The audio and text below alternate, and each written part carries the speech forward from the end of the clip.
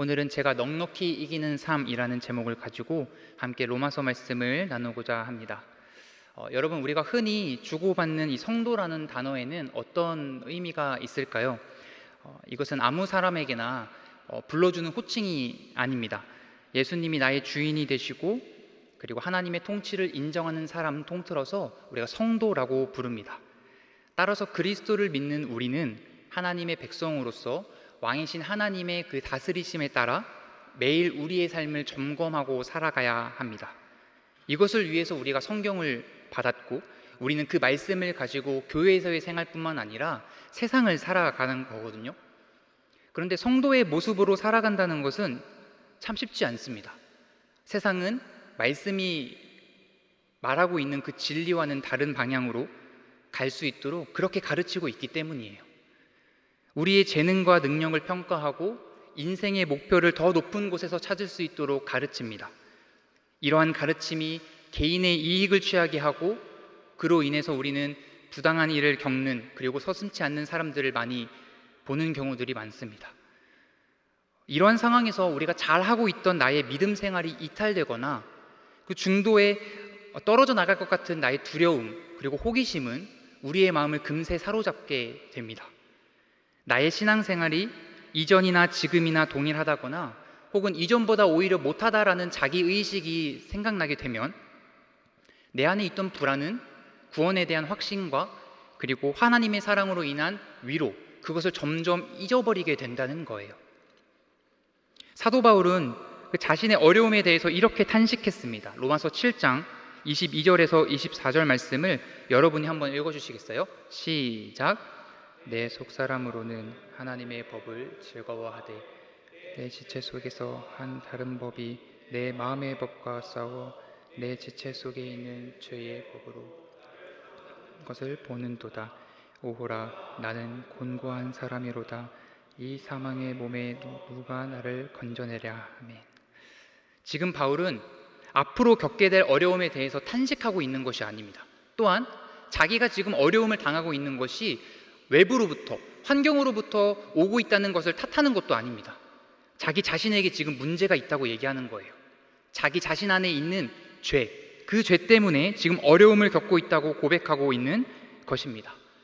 우리가 잘 알고 있듯이 바울은 예수 그리스도에 대한 믿음이 있었습니다. 그리고 그는 정말 헌신적인 사람이었고 충성된 주의 종이었음을 우리는 너무나 잘 알고 인정하고 있습니다. 그런데 그런 그에게도 탄식할 수밖에 없었던 실제적인 문제들을 직면하고 있었던 거예요. 그런데 바울은 자신의 탄식에 대해서 크게 걱정하는 것 같아 보이지는 않습니다. 다음 절 7장 25절인데요. 우리 주 예수 그리스도로 말미암아 하나님께 감사하리로다. 그런즉 내 자신이 마음으로는 하나님의 법을, 육신으로는 죄의 법을 섬기노라. 바울의 탄식은 건져낼 자가 없어서 내가 망하게 되었다라는 의미의 탄식이 아니었어요. 그는 오히려 우리 주 예수 그리스도 말고는 나를 건져낼 자가 없다, 이것에 초점을 지금 맞추고 있는 겁니다. 이처럼 성도는 자신의 부정적인 모습을 보면서도 그 연약함과 그리고 부패성, 지울 수 없는 죄에 대한 그런 모습으로 결코 내 자신이 마지막이 아니라는 것을 알고 있어요. 자신의 모든 연약한 현실을 넘어서 그 위에서 나를 건져내 주시는, 나를 붙들어 주시는 예수 그리스도의 사랑이 있다는 사실을 바라보기 때문입니다. 그렇다면 성도인 우리가 그 사랑을 경험하고 있다고 어떻게 확신할 수 있을까요? 그리고 그것은 우리의 삶을 어떻게 변화시킬까요? 오늘 본문 31절에서는 이렇게 기록하고 있습니다. 8장 31절 우리 함께 읽겠습니다. 시작! 그런즉 이 일에 대하여 우리가 무슨 말하리요? 만일 하나님이 우리를 위하시면 누가 우리를 대적하리요? 바울은 지금 하나님이 우리를 위하시기 때문이라고 얘기해요. 그리고 그 이유로 인해서 누구도 우리를 대적할 수 없다고 말하고 있습니다. 성경에는 하나님께서 어떤 개인이나 어떤 나라들을 향해 대적하신다, 이런 표현들이 많이 등장하거든요. 근데 하나님께서 대적하시고 심판하신다고 하면은 어느 누구도 그 심판을 피할 수가 없었습니다. 어느 누구도 그 심판의 대상자를 도와줄 수도 없었어요. 그만큼 하나님을 대적할 자가 없었기 때문이죠. 하나님보다 뛰어난 자가 없었단 말입니다. 그런데 지금 그 전능하신 하나님께서 우리를 위해 계신다고 지금 말하지 않습니까? 하나님께서 우리의 편이 되신다는 거예요. 왜 우리를 위하실까요? 우리가 대체 그에게 어떤 존재이길래 하나님이 이렇게까지 하시는 걸까요? 그 이유를 찾아보기 위해서는 우리 31절 앞에 언급한 이 일에 대해서 우리가 짚고 넘어가야 합니다. 이 일, 이것은 바울이 크게는 로마서 성경 전체를 통해 반복하고 또 강조하고 있는 하나의 주제로 결론을 내릴 수 있습니다. 그것은 하나님의 구원 사역이에요. 하나님이 우리를 미리 정하시고 부르시고 의롭다 하시며 영화롭게 하시기 위해서 행하신 모든 일들을 말하는 겁니다. 그 구원의 은혜 속에는 예수 그리스도께서 하신 일도 포함되어 있죠. 우리는 이것을 뭐라고 불러요? 복음이라고 부릅니다. 하나님께서 행하신 모든 사역, 복음의 모든 내용이 우리를 위해서 하신 사역이었다는 거예요. 바울은 로마서 전체를 통틀어서 우리를 향한 하나님의 사랑이 무조건적인 사랑이고 변하지 않는 사랑이라는 것을 말해오고 있었습니다. 그럼에도 우리는 그것을 쉽게 믿지 못하죠. 왜요? 우리 안에 있는 연약한 본성으로 그 진리의 말씀을 외면하고 의심하려고 하기 때문입니다. 내가 이렇게 하나님 기준대로 살지 못하는데 하나님이 나를 끝까지 사랑하실까? 어제 회개기도 했지만 오늘 다시 반복해서 내가 죄를 짓고 있는데 이런 나를 하나님께서는 포기하지 않으실까? 이런 의심이 우리 마음 한구석에 자리 잡혀 있을지도 모른다는 겁니다. 이러한 의심은 그리스도를 이제 막 믿기 시작했거나 믿은 지 오래된 사람에게 해당되는 사항이에요. 구약의 위대한 선지자나 신약의 위대한 그런 사도들도 예외는 아니었습니다.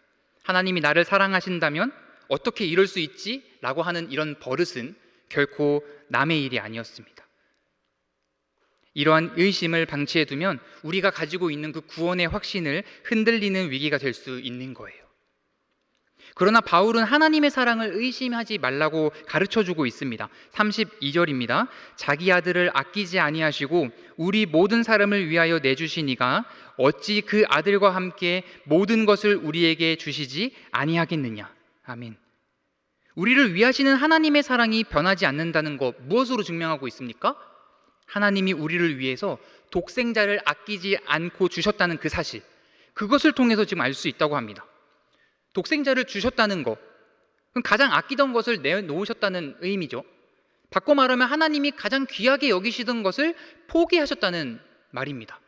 실제로 자신의 아들을 기꺼이 죽음에 내어주시지 않으셨습니까? 이렇게 엄청난 희생을 치르신 그의 사랑이 어찌 변할 수 있겠냐는 말이에요.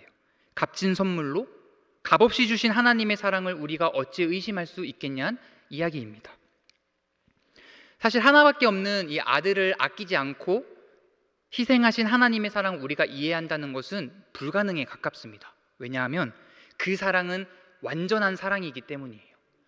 불완전한 우리가 완전한 사랑을 이해한다는 것은 너무나 어려운 일입니다. 그런데 예수님을 십자가에 못 박은 자가 누구였는지 생각해 보십시오. 빌라도였습니까? 아니 로마 군인이었습니까? 유대인이었습니까? 아니요. 예수님을 십자가에 내놓으신 분은 바로 하나님이셨어요. 예수님을 어둠의 권세에 내어놓고 채찍과 수모를 겪게 하고 저주의 죽음을 당하게 하신 분은 다름 아닌 하나님 자신이었다는 얘기입니다. 이 사실에 대해 이사야 53장 10절은 이렇게 증거하죠. 여호와께서 그에게 상함을 받게 하시기를 원하사 질고를 당하게 하셨은즉. 로마서 4장 25절도 이렇게 기록했습니다. 예수는 우리가 범죄한 것 때문에 내 줌이 되고. 성경 여러 곳에서 증거하고 있듯이 예수님이 십자가에 달리시는 것은 하나님의 계획 안에 이미 정해져 있었던 사실이었습니다. 죄로 인해서 하나님과의 관계가 단절된 우리를 안타까워하셨기 때문에 하나님께서는 자신의 아들을 내어놓기를 선택하셨던 거예요. 그렇다면 우리는 하나님의 입장에서 절대적으로 거부할 수 없는 사실 하나를 발견하게 되는데요. 우리를 위해서 하나뿐인 자기 아들을 내놓으신 하나님이시라면 우리를 위해 나머지 것도 충분히 내어주신다는 사실이에요. 큰 것을 주면 그보다 못한 것을 주는 것은 어렵지 않다는 이야기입니다. 마치 사랑하는 사람과 함께 있을 때 네 거 내 거 따지지 않고 모든 것 다 퍼주고 싶어하는 그런 마음 있잖아요. 마찬가지로 하나님에게 가장 크고 가장 귀한 독생자 예수를 우리에게 주셨으니 그 나머지 것들은 자연스럽게 따라오기 마련인 것입니다. 우리가 예수님을 모를 때는 하나님과 원수된 관계였어요. 하지만 하나님께서 자기 독생자를 주심으로써 하나님과 우리의 관계를 회복시켜 주시는 길을 만들어 주셨습니다. 그 사실을 믿는 우리는 그의 자녀가 되었어요. 이제 하나님께서 자신의 자녀들에게 무엇을 아끼시겠습니까? 우리를 위해 무엇을 못하실까요? 그러므로 우리는 사랑의 근원이신 하나님을 의지해야 합니다. 그 크신 하나님의 사랑보다 더 큰 사랑을 줄 수 있는 것은 없기 때문이에요. 이제 더 이상 우리는 그의 무궁한 사랑을 의심해서도 안 됩니다. 그런데 우리가 이렇게 사랑받고 잘 사는 모습을 보기 싫어하는 존재가 있었으니 그 이름은 바로 마귀입니다. 마귀는 하나님의 사랑을 받고 자라는 우리의 모습을 반갑게 여기지 않아요. 우리가 그 사랑을 힘입어서 세상으로 나아가는 것을 절대 두고 보지 않습니다. 그래서 우리에게 어떻게 접근하는지 아세요? 우리의 죄책감을 건드려요. 네가 그렇게 죄를 짓고도 성도라고 얘기할 수 있느냐? 그렇고도 구원받은 사람이라고 얘기할 수 있느냐? 나 같으면 그렇게 말 못한다고 공격하는 거예요. 근데 이러한 공격에도 사도 바울은 성도에게 있어서 승리할 수밖에 없는 이유를 밝히고 있습니다. 우리 33절 함께 읽어보겠습니다. 시작.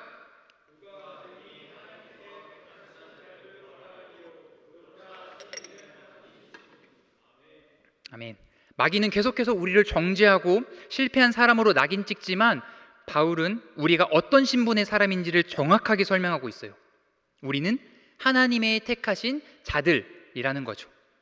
이것은 바울이 우리의 신분을 대변하는 데 있어서 우리에게 중요한 깨달음을 하나 전달합니다. 그것은 내가 하나님의 선택받은 사람 중 한 사람이냐는 것을 인정하고 있냐는 거예요. 여러분 자신에게 질문해 보십시오. 나는 하나님께 선택받은 사람 중 한 사람인 것을 믿고 있는가? 혹시 내가 이 믿음의 길을 선택한 것은 전적으로 나의 의지에 있다고 생각하지는 않으십니까? 다른 종교와 비교해 보니 기독교가 나에게 너무 잘 맞는 것 같아서 내가 이 예배 자리에 있다고 생각하시는 분은 여기 없으십니까? 그런데 바울은 모든 강조점을 어디에 두고 있냐면요, 사람이 아닌 하나님께 있다고 가르치고 있습니다. 우리가 하나님을 선택한 것이 아니라 하나님의 택하심을 입은 사람들이라는 거예요. 그런 이유로 성도는 하나님의 소유된 백성이라고 할 수 있는 거죠. 바울은 이러한 신분을 지닌 자들은 어느 누구에게도 그 지위를 박탈당하지 못한다고 말합니다. 우리 33절을 다시 보시겠습니까? 바울은 누가 능히 주 예수 그리스도를 믿는 자를 고발하겠느냐 이렇게 말하지 않았어요. 그렇게 된다면 내 믿음에 따라 지위가 결정될 수 있기 때문이에요. 그것이 아니라 하나님이 택하신 자들을 고발할 수 없다고 말씀합니다. 우리를 택하신 하나님이 우리를 의롭다고 하셨기 때문에 어느 누구도 우리를 향해 죄가 있다, 없다 할 수 없다는 거예요. 요즘 대학생들에게는 지금 중간고사 기간이라고 들었습니다. 시험 기간에서도 이렇게 예배 자리에 나온 여러분 축복합니다.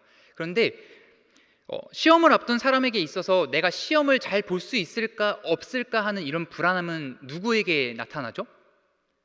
열심히 공부한 사람에게 나타나는 거거든요. 저도 그래서 그 마음은 너무나 잘 알고 있어요. 열심히 공부했기 때문에. 뭐예요? 왜 저 열심히 공부했다 했지 잘했다고 하지 않았습니다. 오해하지 마세요. 아무튼 이렇게 자격증 취득, 입사 면접 마찬가지예요. 우리가 무엇이든 열심히 준비한 만큼 그 결과에 대해서 불안함을 갖고 그리고 그 불안함이 커지는 것은 너무나 잘 알고 있는 사실입니다. 그런데 이러한 논리가 우리의 신앙에서도 똑같이 적용되어지고 있다는 거예요. 하나님의 택하심을 입은 사람, 우리는 그러한 신분을 가졌음에도 불구하고 언제나 불안해하고 있다는 겁니다. 믿음으로 얻은 용서와 의롭다함에 대한 확신이 약할수록 나에게는 크고 작은 죄책감이 따라오게 된다는 거예요. 우리의 삶을 한번 돌아봅시다. 너무 멀리 가지 마시고요, 한 주 전만 돌아갑시다. 우리 주중을 이렇게 다 봤을 때 내가 말씀대로 살지 못해서 내가 죄책감을 느끼고 살아갈 때가 얼마나 많이 있습니까? 표정들을 보니까 다들 말씀대로 잘 살고 계시는 것 같아요. 그런데 그렇게 살지 못한다는 그런 죄책감은 우리가 가지고 있는 구원의 확신을 흔든다는 거예요. 마귀는 이것을 약점으로 삼아서 우리의 연약함을 지렛대로 삼아 너는 위선자다라고 그렇게 지금 정죄하려고 드는 거죠. 그러면 우리는 더 큰 가책과 그리고 불안으로 떨게 되고 맙니다. 나에게 죄가 있는 것을 아는데 그래도 내가 구원받은 사람이다 라고 말하는 것이 오히려 좀 이상하게 느껴질 수 있습니다. 죄를 지었으니 이제 나의 구원은 틀렸어 라고 얘기해야 우리의 상식에서 좀 통하는 이야기 아니겠습니까? 그런데 하나님의 말씀은 그것이 틀렸다고 이야기합니다. 그럼에도 불구하고 우리의 구원을 의심해서는 안 된다고 지금 말씀합니다. 아무리 마음에 캥기는 데가 있어도 구원에는 영향이 없다는 거예요. 우리의 상식으로는 도저히 이해할 수 없는 거죠. 네, 하나의 예를 간단히 들어보겠습니다.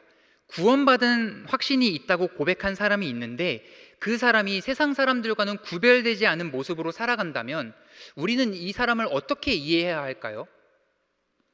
인간적인 측면에서 보면 도저히 용서할 수 없는 모습이죠. 그 사람이 말하는 구원의 확신을 의심할 수밖에 없습니다. 그러나 하나님의 말씀을 놓고 보면 이러한 주장은 잘못되었다는 것을 알 수 있어요. 구원의 확신을 가지는 근거가 우리 자신이 아니라 하나님에게 있기 때문입니다. 34절을 볼까요? 누가 정죄하리요? 죽으실 뿐 아니라 다시 살아나신 이는 그리스도 예수시니 그는 하나님 우편에 계신 자요 우리를 위하여 간구하시는 자신이라. 아멘. 내 죄를 위해서 친히 죽으셨다가 살아나시고 하나님 우편에서 우리의 산 증인으로 변호하시는 예수님을 보고 우리의 구원의 확신을 가지라는 겁니다. 이것이 진리예요. 재판장이신 하나님이 우리를 부르셨습니다. 그리고 우리를 대신해 죄의 대가를 치르시고 해방시켜 주신 예수 그리스도께서는 증인이 되셨어요. 이제 증인이 되신 예수님이 하시는 일은 무엇이겠습니까? 중보하시는 거예요. 우리를 위해서 간구하시는 겁니다. 예수님이 하나님 우편에서 우리를 위해 간구하신다는 것은 아버지께 엎드려서 막 싹싹 빌면서 우리 죄인들을 위해서 용서해 달라고 하는 식의 중보 기도가 아닙니다. 이미 주님께서는 우리를 위해 자기의 모든 희생 사역을 이루셨고 그로 말미암아 우리를 자녀로 얻으셨습니다. 이제 그가 하나님 곁에서 우리를 위해 간구하신다는 것은 빌어서 얻는 것이 아니라 교회의 머리로서 당당하게 자신의 권세를 행사하시는 거예요. 그가 완성하신 구속 사역으로 우리의 허물을 넉넉히 가려주고 계신다는 겁니다. 그래서 우리의 언행에 모순이 있다 할지라도 우리의 생활에 비록 깨끗하지 못한 부분이 남아있다 할지라도 그것으로 인해서 흔들리지 말고 예수님에게만 우리의 시선을 집중해야 한다는 것입니다. 우리를 무한한 사랑으로 구원하신 그분이 재판석에 계시는데 우리가 죄인으로 정죄받고 멸망받을지 모른다는 그러한 불안감을 느껴서 되겠습니까? 그것은 재판장의 인격과 권위를 무시하는 행위죠. 그를 불신하는 행위입니다. 때문에 어느 누구도 우리를 정죄할 수 없습니다. 우리가 구원받을지 못 받을지 알 수 없어서 우왕좌왕할 필요도 없습니다. 이제 그분을 믿음으로 구원받는다는 것은 천하가 무너져도 변할 수 없는 진리가 되어버렸습니다. 우리는 여전히 자신의 연약함으로 낙심하고 죄인된 모습에서 희망을 잃어버리기도 하지만 그때마다 하나님께서 나를 붙드시고 품에 안으시는 그 사랑이 오늘도 그리고 내일도 우리와 함께 하신다는 것을 기억해야 합니다. 그렇다면 하나님의 택하심을 받은 우리의 삶은 매일매일이 좀 평안합니까? 우리 35절을 볼까요? 누가 우리를 그리스도의 사랑에서 끊으리요? 환난이나 곤고나 박해나 기근이나 적신이나 위험이나 칼이랴. 35절은 하나님의 사랑 안에 있는 자들에게 찾아오는 고난을 나열하고 있습니다. 이 당시 로마 시대만 해도 예수를 믿고 하나님의 뜻대로 살려고 하는 많은 성도들의 삶은 너무나도 처참했어요. 터전을 뺏기고 농사 지을 수 없는 황무지로 쫓겨나는 거죠. 삶의 필수 요소인 의식주를 빼앗기는 것은 기본이었습니다. 이와 같이 하나님의 사랑 안에 거하는 것은 육체적, 정신적, 영적 시련을 감내해야만 하는 일이었어요. 성도에게 있어서 고난은 피해갈 수 있는 것이 아니었습니다. 조금 억울하지 않습니까? 하나님을 위해서 내가 교회를 위해서 헌신했는데 어째서 이런 문제들을 겪어야 하는 거죠? 바울이 36절에서 인용한 이 시편 44편을 한번 볼까요? 우리가 종일주를 위하여 죽임을 당하게 되며 도살당할 양같이 여김을 받았나이다. 이처럼 우리가 도살당할 양처럼 다루어지고 있다면 어떻게 하나님을 우리가 믿고 따를 수 있습니까? 그러나 시편 44편의 핵심은 그게 아니에요. 하나님께서 우리를 다루고 있는 방식, 즉 하나님의 섭리 가운데서 우리를 향한 공의와 사랑은 여전히 변함이 없다는 것을 가르쳐주고 있는 겁니다. 중요한 것은 하나님의 사랑이라는 거예요. 하나님의 사랑은 그가 선택하신 자들로 하여금 떼어놓을 수도 막을 수도 없으며 여전히 공급되어진다라는 거예요. 따라서 우리에게 어떤 어려움을 당하게 하시는 데에는 그만한 이유가 있다고 생각하는 것이 옳습니다. 우리의 죄로부터 돌이키시려는 징계와 연단의 과정일 수도 있고요. 더 나아가서 우리가 하나님의 또 다른 그 지혜의 인도하심을 받고 나아가는 과정일 수도 있는 거예요. 이것을 믿고 기다리는 것이 성도의 태도입니다. 성경 여러 곳에서는 주를 위하여 일하는 자에게 평안이 아니라 박해가 있을 것이라고 말씀하셨습니다. 마태복음 5장 10절을 한번 읽어주시겠습니까? 시작. 위하여 박해를 받은 자는 복이 있나니 천국에 그들의 것입니다. 아멘. 예수님께서 하신 팔복의 내용이죠. 박해를 받는 자에게는 복이 있다고 말씀하셨습니다. 하나님이 자신의 백성에게 핍박과 박해를 허락하시는 것은 성경 속에 나타난 진리입니다. 그것이 성도에게 유익이 되기 때문에 허락하신다는 거예요. 이에 대해 시편 119편 71절은 이렇게 증거합니다.